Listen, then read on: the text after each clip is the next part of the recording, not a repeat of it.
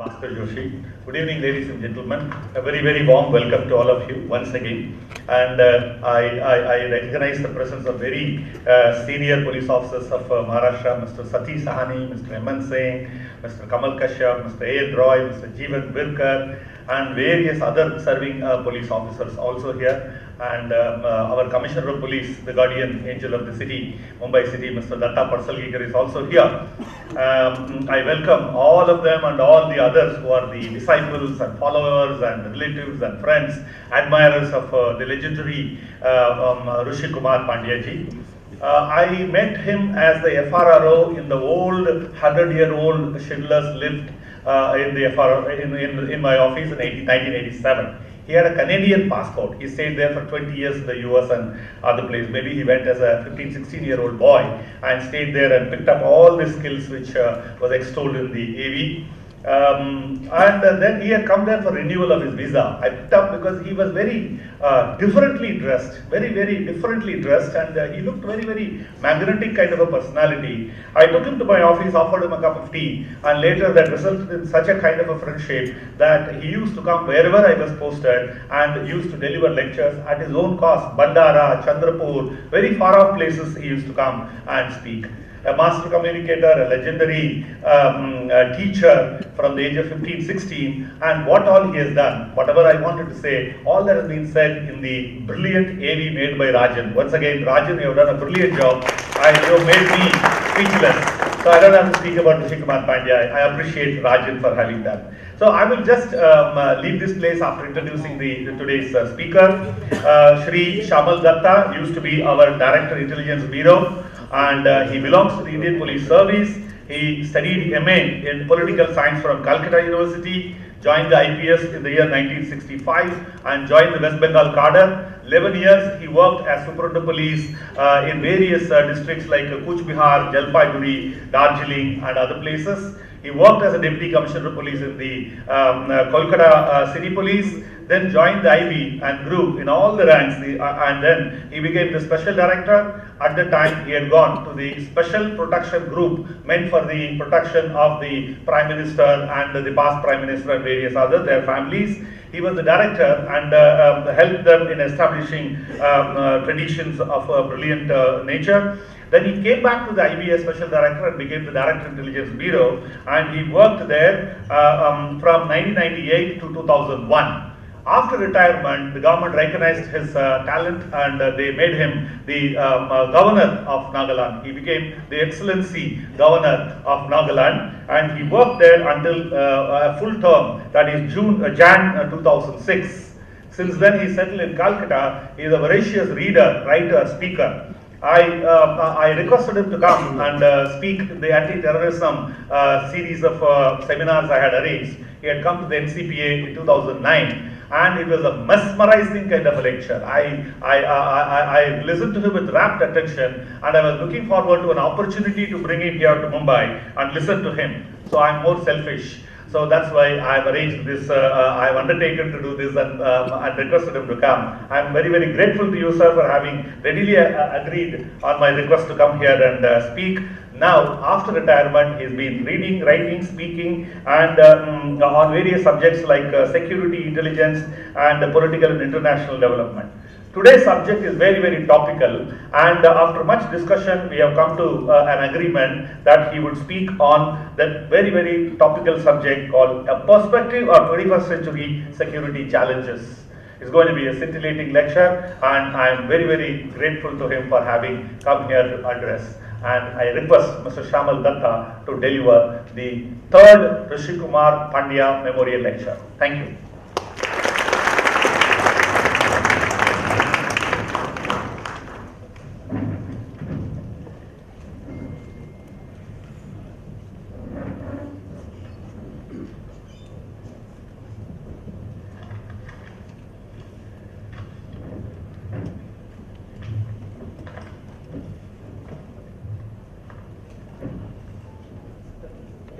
You are deserting me. No,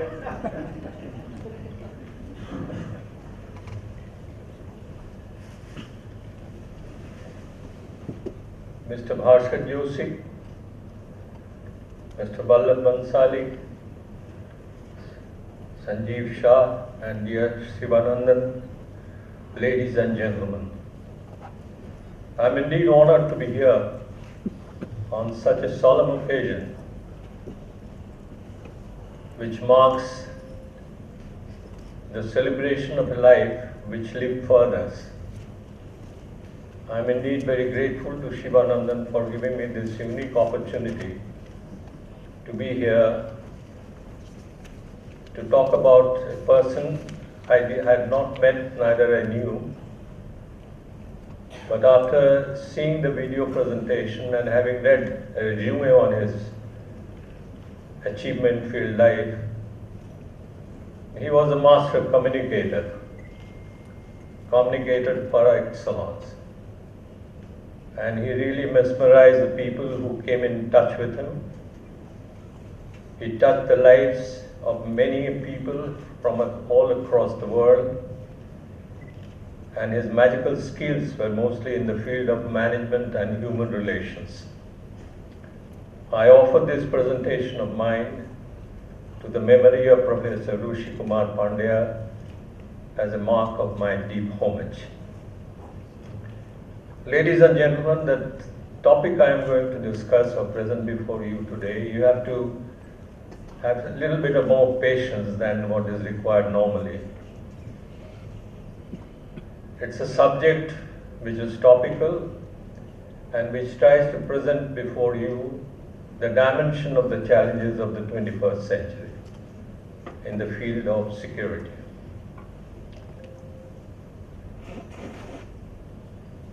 We might say that ever since our tryst with the governance of largest democracy in the world, the Indian body politic has come into a shape where we have now 1.25 billion people from thousands of castes, tribes, clans, hundreds of spoken languages, written languages and diction. And that really presents before you an unparalleled and most diverse socio-cultural mosaic. And this particular diversity, this uniqueness and the complexity of the socio-cultural mosaic of India had baffled the British. And therefore the British, on our gaining independence, had made a prediction, rather too early and too prematurely, that India is going to buckle under pressure of diversities and come under chaos to rule this country in a manner which befits autocracies in the world. When this did not happen, when India managed its diversities to the extent it should have, and much to the dismay of the British, it must be said to the credit of the British that they were gracious enough to tone down their observations and admit that India's stability was so very essential at that point of time for the stability of the world. And therefore, they went a step forward in describing India as a beacon of hope to manage diversities and manage the most fractious polity on earth and come out with flying colors. British had also declared or described our first general election in 1952 as a kind of miracle in the electoral politics. Thereafter, we have carried forward a legacy, and I call it a legacy which is nothing but tyranny of history and tyranny of geography. Call it tyranny of history mainly because of the fact that Pakistan has never been able to be at peace with itself, neither it has been able to be in harmony with the region. And therefore Pakistan went on pursuing the policy of trying to bleed India by inflicting thousands of cuts on the body politic with a view to avenging the creation of Bangladesh in its effort to try and balkanize India. I call tyranny of geography because it is this tyranny which has wedged India in an arc of never good, which is mired in conflict, militarization, and economic stagnancy. Of the neighbors we have, two have already gone into wars with us. And both the powers, both the neighbors, have since turned nuclear. And one of them continues to remain as an epicenter of fundamentalism and terrorism. Having said this, ladies and gentlemen, the dawn of 21st century brought the entire world to its wits when a group of young, educated people hijacked 4 aircraft with passengers on board and used it like missiles to pierce through the twin towers of the World Trade Center and into the Pentagon. And this happened in the land of the mightiest power on earth, taking everyone by surprise. This was on 9/11 in 2001. This was soon followed by 26/11 in this very Mumbai in 2008. More recently, it is 13/11 in Paris in 2015. In the same year, on October 31st, a Russian aircraft with 224 passengers on board was shot down by the elements belonging to the jihadi forces while it was flying in the Sinai region of Egypt. When we look at these incidents, we find that this catastrophe, one after another, has really awakened us to the enormity of challenges and opportunities. At the same time, ladies and gentlemen, these challenges or these catastrophes have confirmed time and again that the narrative of security challenges of the 21st century has come to change. With this backdrop, when we look at the development that have taken place from 2001 till this date, there is no denying the fact that the Soviet occupation produced an organization called Al-Qaeda. The epicenter, the fountainhead of terror and fundamentalism. And the United States organized resistance to that by mobilizing the Afghan Mujahideens into Taliban and confront the Soviet.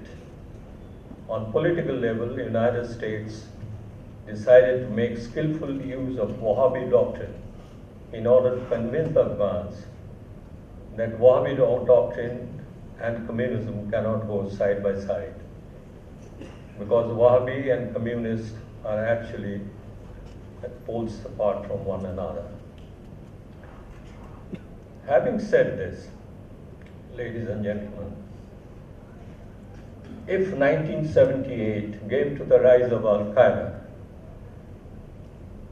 the US war on Iraq in 2003 produced another organization called the Islamic State for Iraq, ISI, which later got rebranded into ISIS, Islamic State for Iraq, and Al-Sham, which is the Arabic word for Syria, and then Islamic State.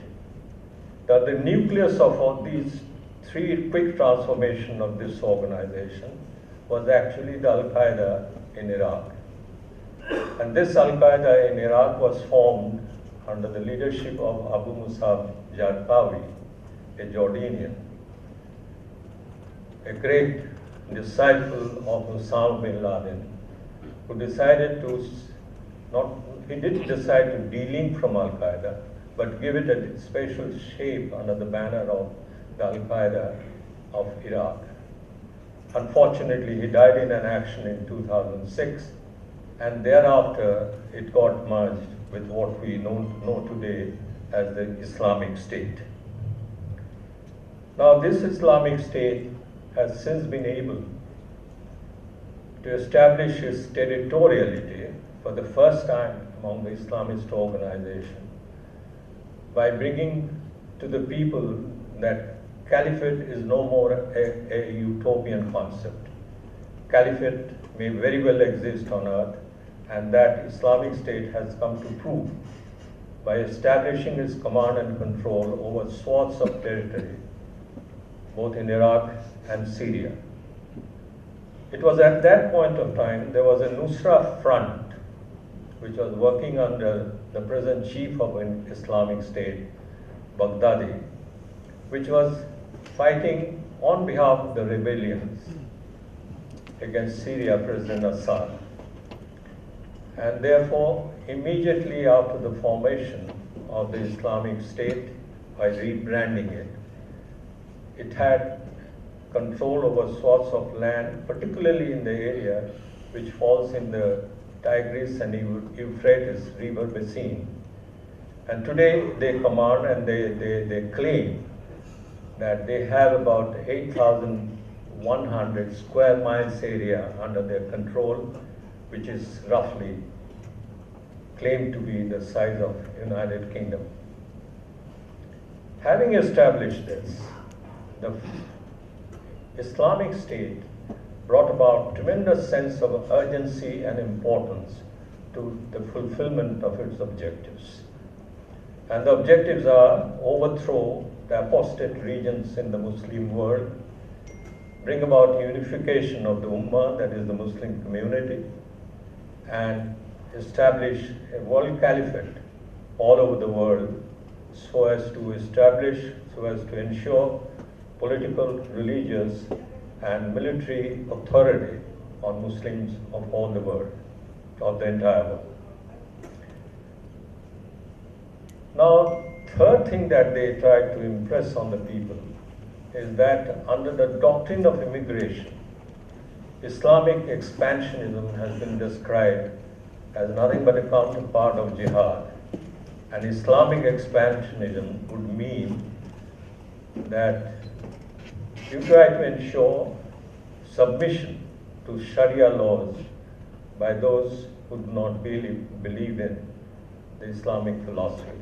That means the non-believers have to be brought under the control of the Sharia, and so that the world is governed not by democracy or republic or any kind of political philosophy, but by the law established by Sharia. Now today, if you look at the activities of the Islamic State, you find that in about 6 years' time, it has been able to establish itself as the deadliest jihadi organization in the world. It has established itself as the richest jihadi organization among all the terror organizations. Today, it is considered to be the richest organization in the world.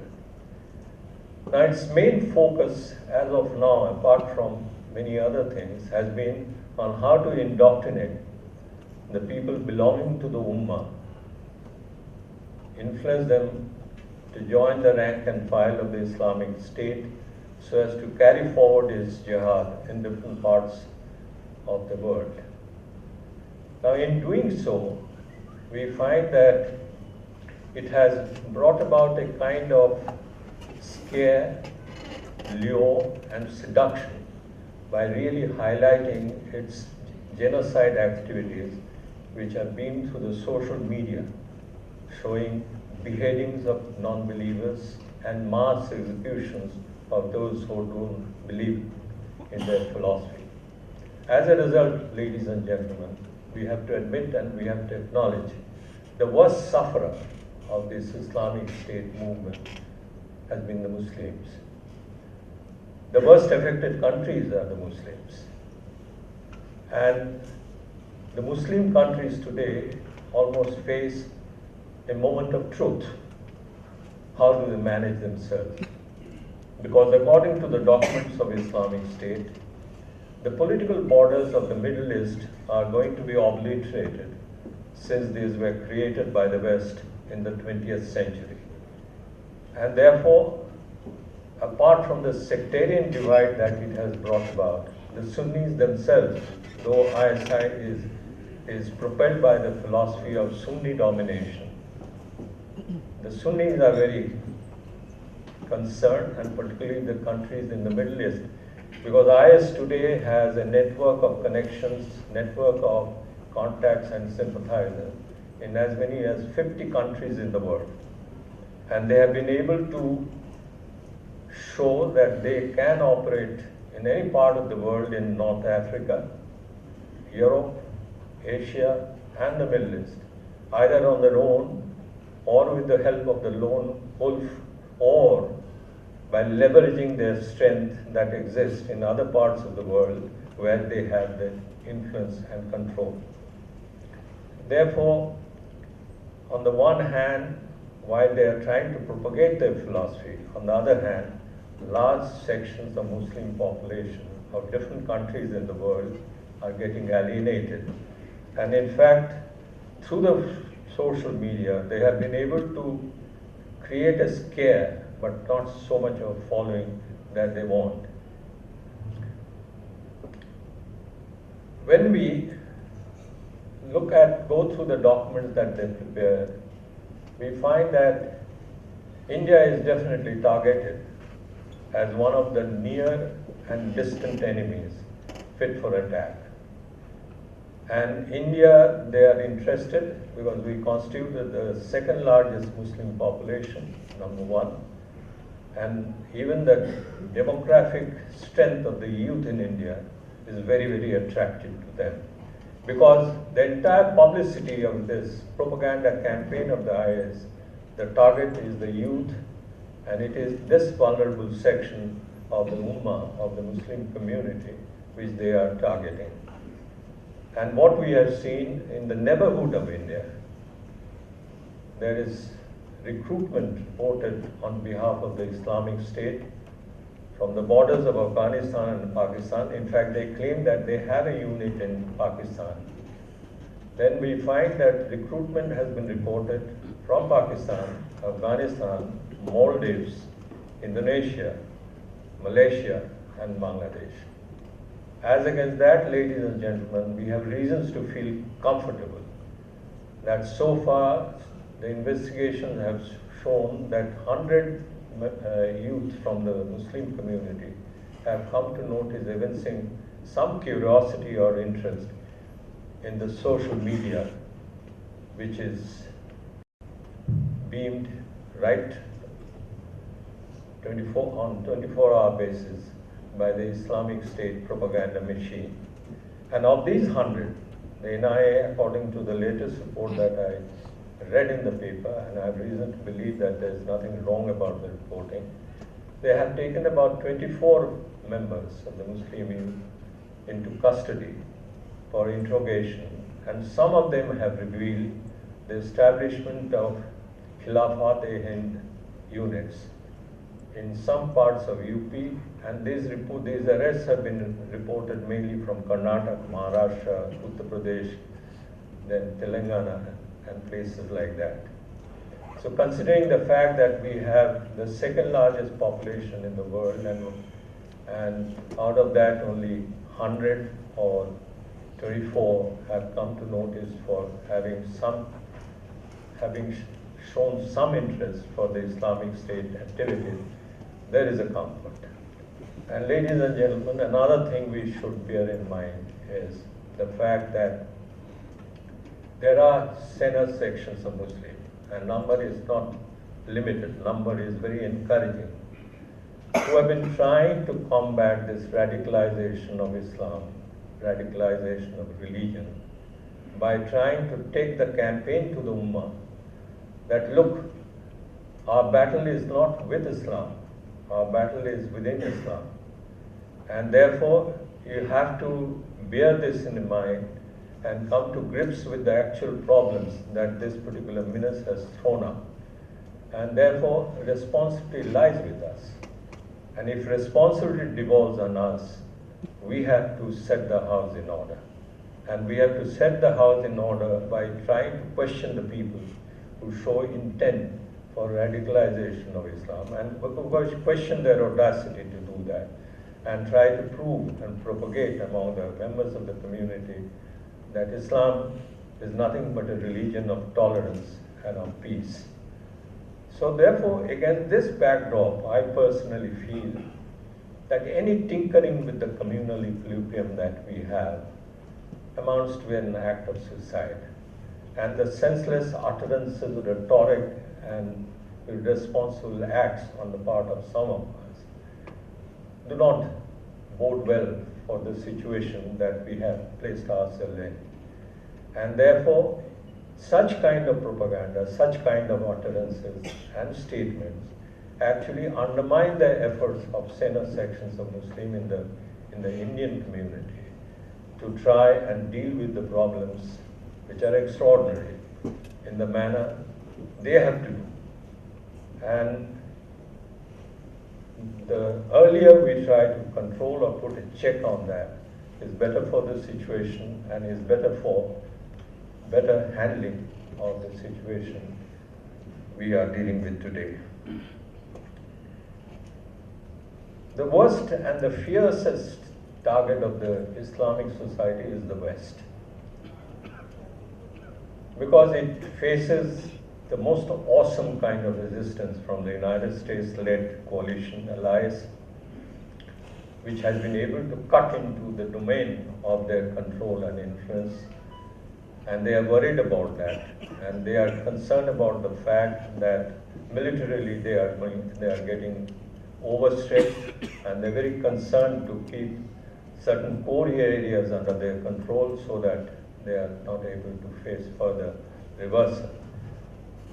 Now, a very recent kind of defection took place in Islamic State organization, whereby you must have read in the paper that one gentleman called Hamid, he came out with a memory stick containing volumes of information about the organizational structures, sympathizers, supporters, leadership, which he was able to steal from the gentleman looking after their internal security.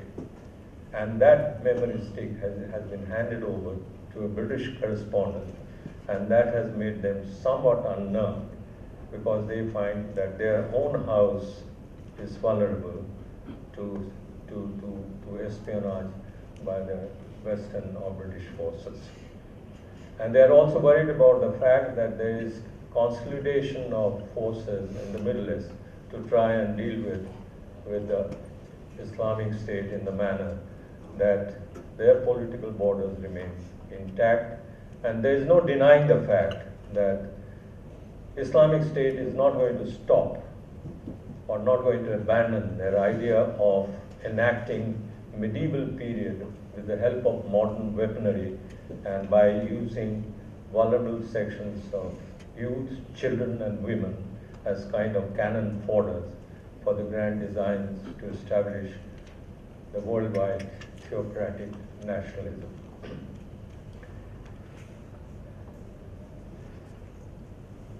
Now, having said this, what is our ultimate analysis? Now, the international analysts talk about two possibilities. And naturally, you have to keep that possibilities in mind. Depending on what kind of strides, progress, headways the Islamic State is able to make, there can be consolidation of terror and jihadi forces in different parts, particularly in our part of the world, in Afghanistan and Pakistan, under the banner of the Islamic State. Another possibility is that jihadi forces all around the world, depending on what progress the Islamic State has made or impact it has created, to rally under the banner of the Islamic State and is able to establish different caliphates in different parts of the world on the pattern of what IS has been able to achieve so far. So we have to keep these two things in mind in order to monitor whether such possibility exists or it doesn't exist, and if it exists, what kind of countermeasures we are required to take to frustrate such kind of designs. The next security challenge, which has evolved as a very major one, is the manner in which the cyberspace is being used by the IS. As we all know that today's war is being fought in the space, and therefore it is very easy to contend with that war. We have embarked upon Digital India campaign. We have admitted while launching the campaign that cyber war is a bloodless war. Cyber war is fought in silence. Cyber war is fought around the clock. And therefore, the cyber war, particularly in the recent Marrakesh conclave that took place in Morocco recently, one of the resolutions talked about is that if internet is one of the finest creations of human mind, a few or the few cannot be allowed to use it for unleashing terror and cybercrime, and particularly with the help of the wetnet and the wet waves and other instruments. Therefore, ladies and gentlemen, this explosion that has taken place in the cyber world and what the IS has shown, particularly through its use of social media, has brought about a tremendous scare in the security establishment all over the world. Therefore, on the one hand, while we think of having digital India, we have to have very elaborate infrastructure to deal with crimes which are on the net, which are in the cyber world, cyberspace, and for that, in our country, to be very frank and fair, we have miles to go. Because as of now, the control that the West commands over the cyber security, our control on the cyber world is not to the extent the West has been able to achieve. And therefore, we have to have elaborate infrastructure. We have to sort of learn from the West, where they have realized that a lot of potential and expertise so far as cyber security or cyber world is concerned exists in the private sector. And therefore, they have been able to bring about a kind of institutionalized arrangement where the relationship between the private and the public, private and the government, have been taken note of and have been pressed into action, taken legal safeguards, so that the privacy and secrecy ultimately turn out to be a positive sum game. In India also, we have to do something, a similar kind of, we are talking about a multi-stakeholders model, but when we talk about multi-stakeholder, we have to figure or we have to factor the role of the private sector in this. The third challenge I would say is the impact of the war on terror. The impact of the war on terror since 2001 has unfortunately led to a 30% increase in the conflict around the world. And it is rather scary that of the 60 countries in the world which are considered to be either having failed or failing, majority of nations are from the Muslim world. And therefore, the impact of the war on terror and the rise in the area of conflict presents another very major security challenge in the 21st century. And I say major largely on account of the fact that this has led to proliferation of weapons. And it is said that about 500 million only short arms are floating around the world, fueling as many as 30 interstate conflicts.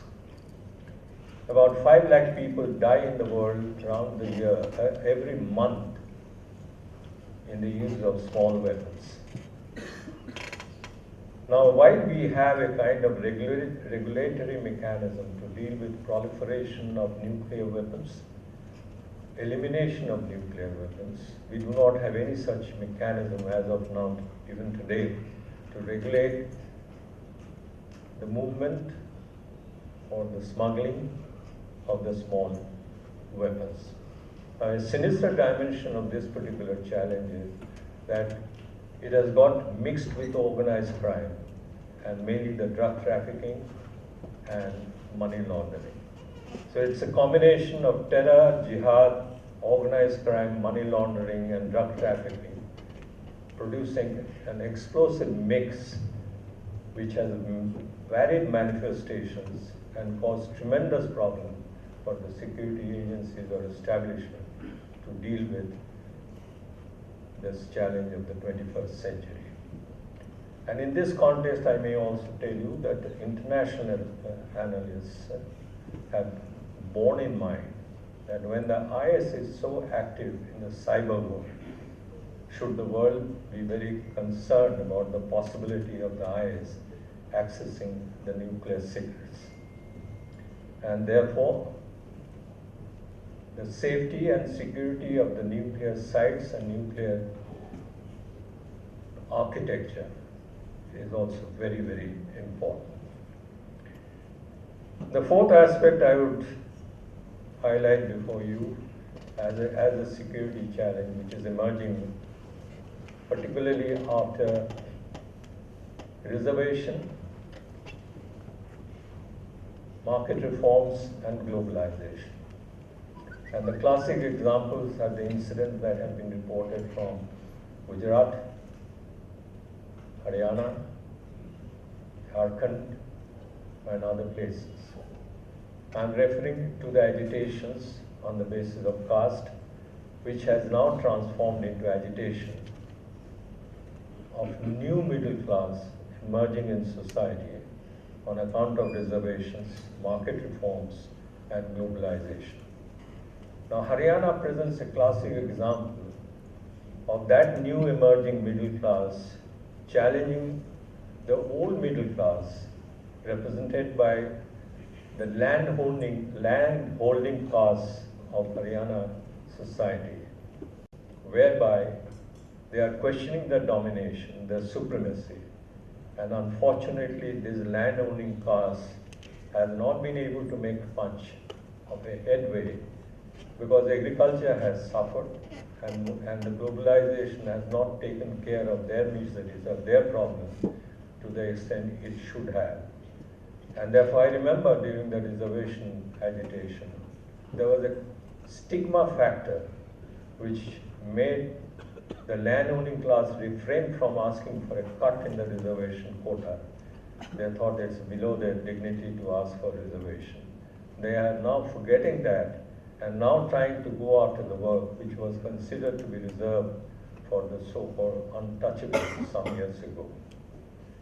And therefore, this agitation, or I call it as a basement of anger, rage, frustration, despondency with the system, is slowly and gradually enlarging.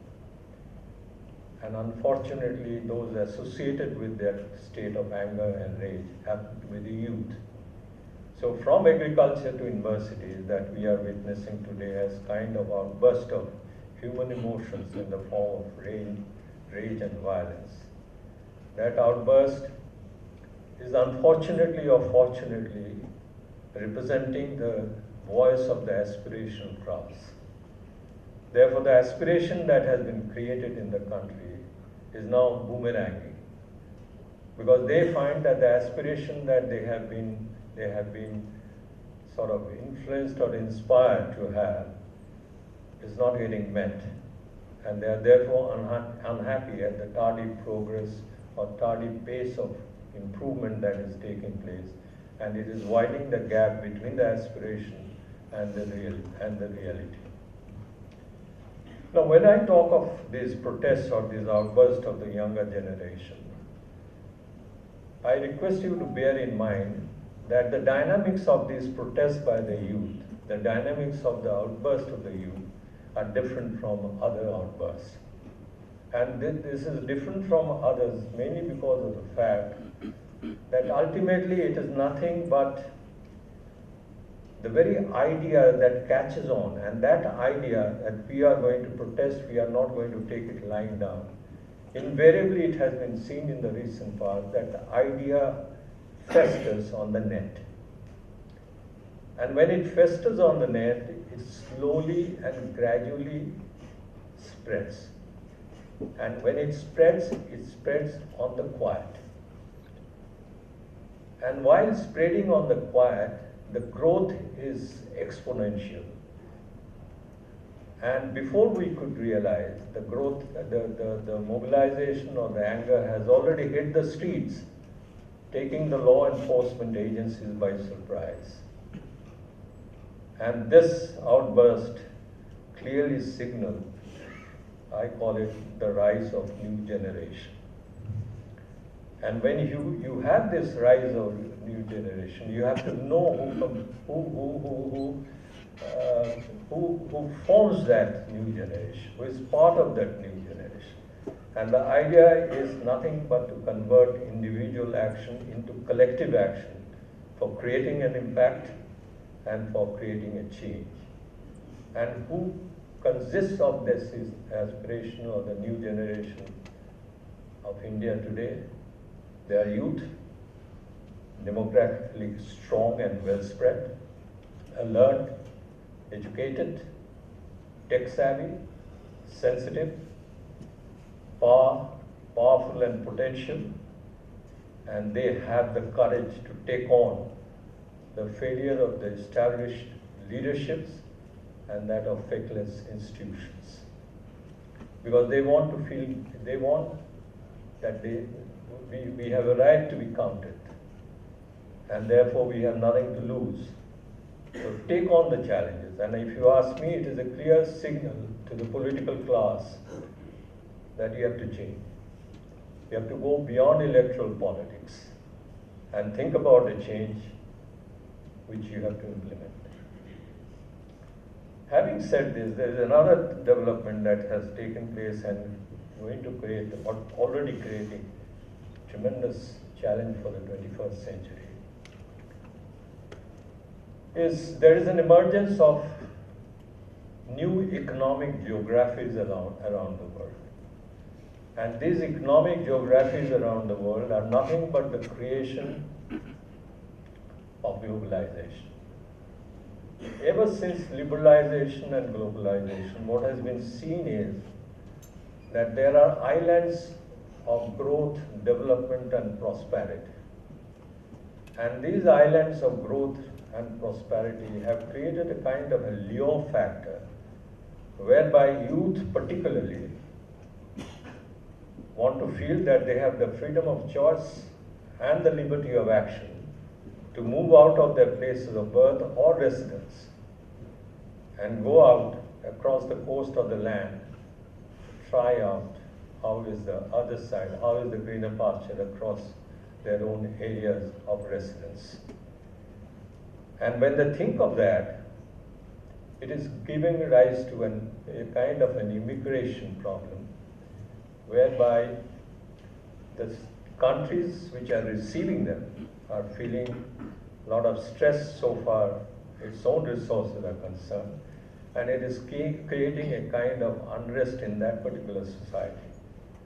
More importantly, the mass movement that is being triggered at the moment because of religious conflict in different parts of the Islamic world, Muslim world, as a result of which we see mass movements of people to the nearby geographies in search of peace, in search of settlement, as nothing but seeking for asylum. And ladies and gentlemen, this volume of traffic has made the entire Europe restive. Otherwise, I could never have dreamt of seeing a kind of a car explosion being reported from none other than Germany. Now this is nothing but sporadic kind of incident, but in terms of signal, it is very scary. Now after this new geographies, I want to just place before you one fact, that all these challenges are taking place when the state is becoming weaker and weaker. And therefore the challenges get compounded. That if the state is strong and the challenge is also strong, all right, the state is in a position to combat the challenge to the best of its ability. But unfortunately, these challenges are taking place when the state has lost its monopoly on the use of force. And the state has lost its monopoly on the use of force, upsetting the equation between an individual and the state. Even when we worked, there was a time when the state was always having an upper hand over the individuals in terms of who has an access to the application of the instrument called force. It was the state. But today that equation has got upset. And there is no denying the fact that state is fast losing its control on the use of force, monopoly on force, largely on account of the fact there is a democratization of politics.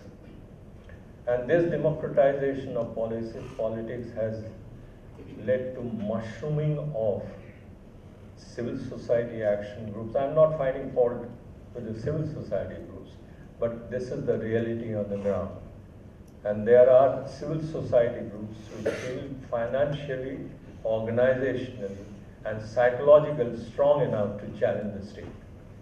And state, unfortunately, willy-nilly by its acts of omission and commission, allowing the space for these civil society groups to usurp and confront the state.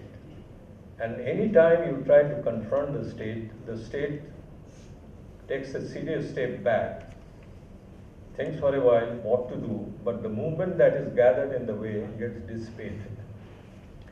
Another thing that has taken place is the state has lost its supremacy, its control, command, and influence on the generation of information.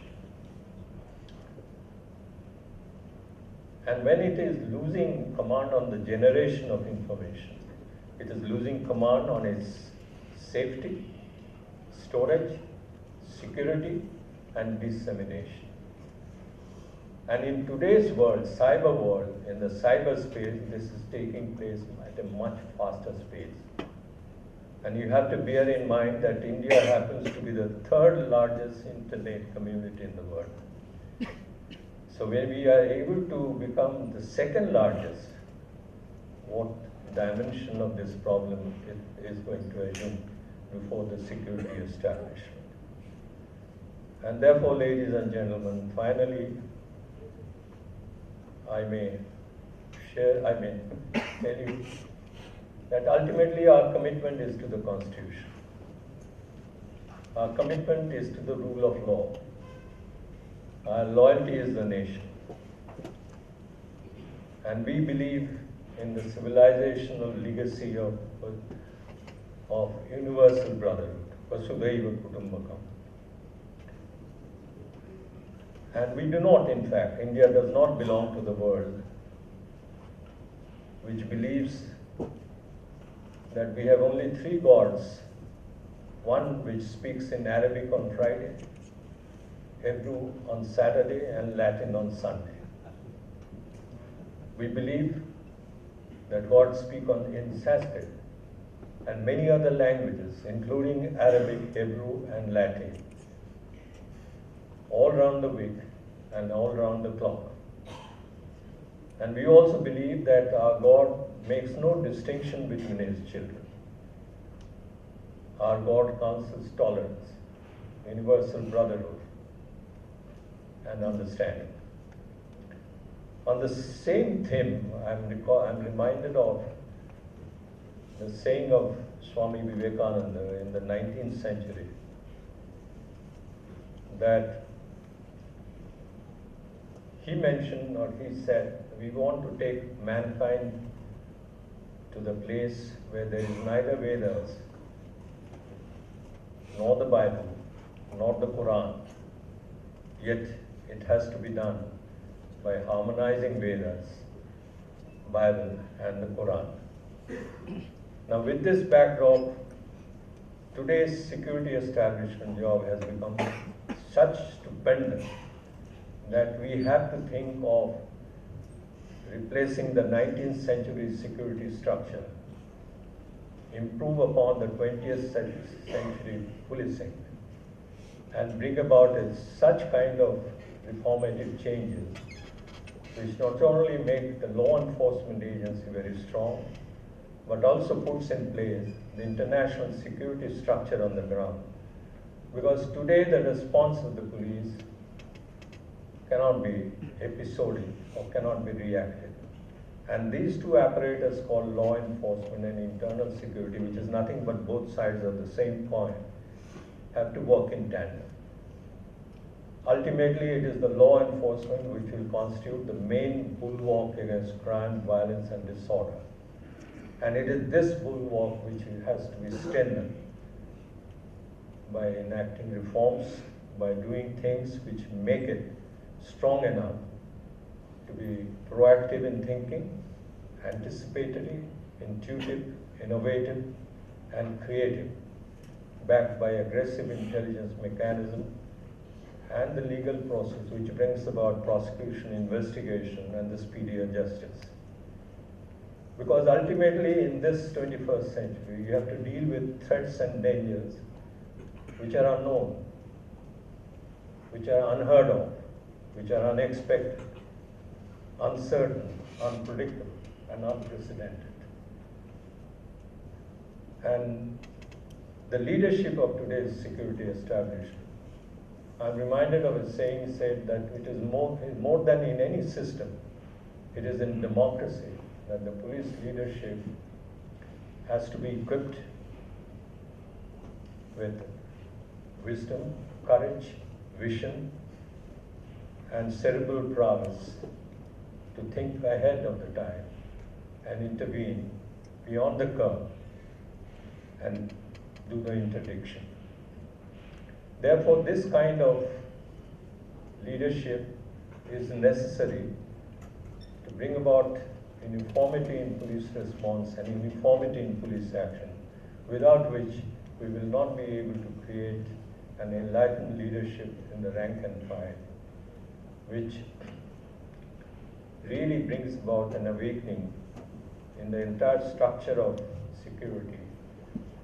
And without that, we will not be able to create trust and confidence, earn trust and confidence of the people, which is so very important for community policing, which is again coming back to major focus and limelight. Having said this, ladies and gentlemen, I must thank you for your patient hearing, and I must thank Shivanandan and all the members of the Professor Rooshikumar Pandya Memorial Lecture Committee and the Bombay Management Association. And thank you very much for inviting me and sharing some of my thoughts on the subject, which is not very easy to comprehend, but which is very, very important in time to come for every citizen to be aware of it, be aware, join the nation and the state in its fight against terror and all other challenges that I have mentioned in brief. Thank you. God bless you.